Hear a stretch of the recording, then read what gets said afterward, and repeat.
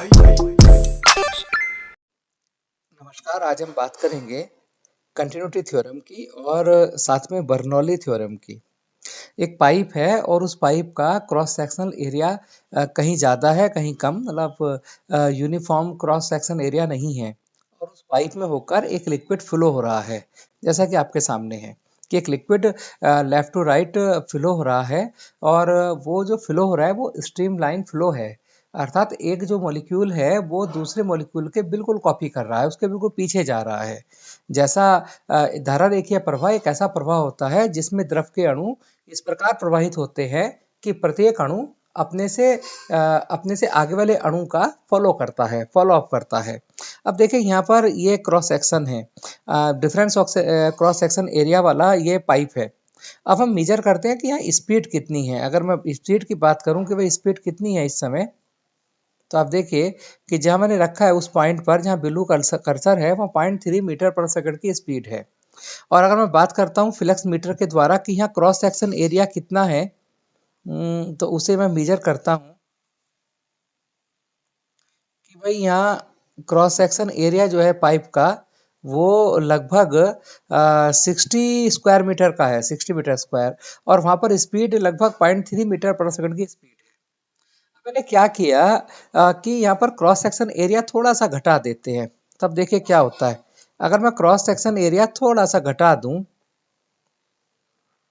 तो आप देखेंगे स्पीड जो होगी, जो 0.3 मीटर पर सेकंड की स्पीड थी, क्रॉस सेक्शन एरिया के घटने के साथ ही स्पीड बढ़ गई, है ना। और अब मैं किसी ऐसी जगह ले जाता हूँ इसे मेजर करने जहाँ क्रॉस सेक्शन एरिया और कम है, या देखिए और कम क्रॉस सेक्शन एरिया है, और हम मापते हैं स्पीड कितनी है, तो स्पीड का देखिए बढ़ गई ना। अब एरो भी बड़ा हो गया ब्लू वाला और स्पीड 3.4 मीटर पर सेकंड हो गई। यानी एक रूल निकला, एक थ्योरम बन गई कि भाई जहां पर क्रॉस सेक्शन एरिया पाइप का कम होगा वहां स्पीड ज्यादा होगी। जो फ्लो होने की स्पीड है, द्रव के बहने की जो दर है, स्पीड है, वो ज्यादा होगी और वो क्रॉस सेक्शन एरिया के इन्वर्सली प्रोपोर्शनल होगी। जितना क्रॉस सेक्शन एरिया कम होगा उतना ही स्पीड ज्यादा होगी। यही थ्योरम ऑफ कंटिन्यूटी है ना। अब देख लीजिए यहाँ 3.4 मीटर पर सेकंड है और एरिया लगभग, क्रॉस सेक्शन एरिया लगभग 1.4 स्क्वायर मीटर है।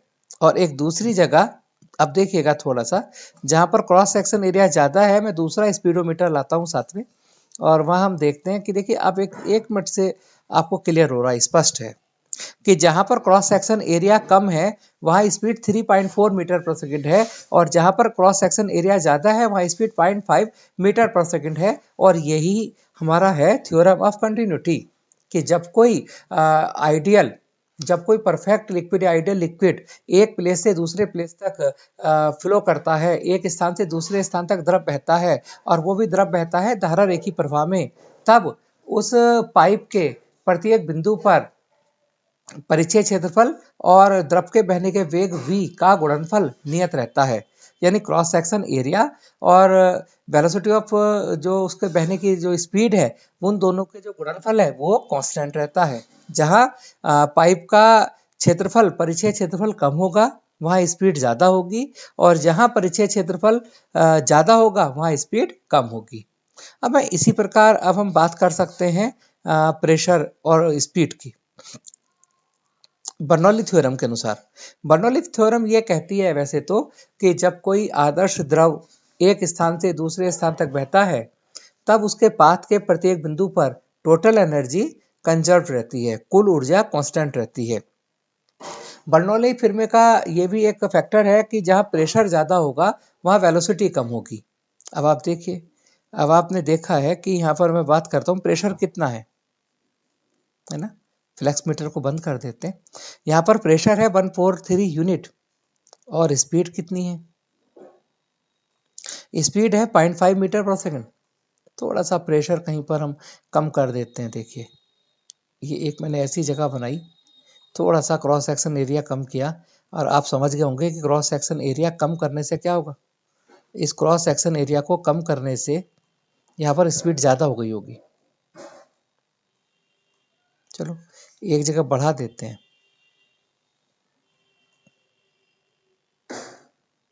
है ना। और बढ़ी हुई जगह हमने प्रेशर नोट किया और स्पीड भी नोट की, और एक जगह हमने सर्किट बना दिया हल्का सा, तो वहां प्रेशर नोट करते हैं और साथ में स्पीड भी नोट करते हैं, तो लगभग आ जाएगा, है ना।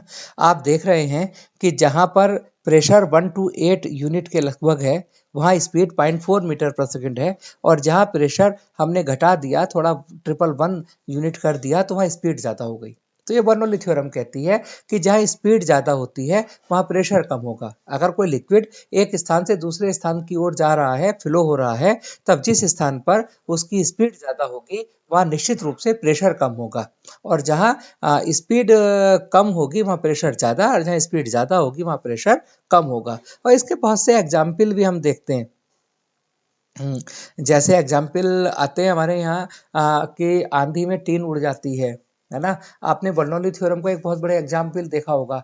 आंधी आई तो टीन के ऊपर क्या हुआ, वायु का वेग ज़्यादा हो गया, है ना। और वेग ज़्यादा होने से, वेलोसिटी ज़्यादा होने से वहाँ प्रेशर कम हो गया बर्नौली थ्योरम से। और प्रेशर कम होने से क्या हुआ, प्रेशर कम होने से जो वो टीन है वो कम प्रेशर में जाना चाहेगी, तो वो टीन उड़ जाएगी। आपने एक और एग्जाम्पल सुना होगा कि जो गहरा जल होता है वो शांत होता है। गहरा जल शांत होने का मतलब यहाँ पर ये है कि जहाँ गहराई ज़्यादा होगी वहाँ ऑब्वियसली प्रेशर ज़्यादा होगा, दाब ज़्यादा होगा, और जहाँ दाब ज़्यादा होगा वहाँ वेलोसिटी, वेग कम होगा, और वेग कम होगा तो वो जल शांत होगा। ऐसे और भी कई एग्जाम्पल्स हो सकते हैं। यानी आप देख सकते हैं कि अगर आप यहाँ पर, मैं धीरे धीरे करके क्रॉस सेक्शन एरिया घटा दूं, तो देखिए, आप देखिएगा स्पीड ज़्यादा होती चली जाएगी और प्रेशर कम होता चला जाएगा।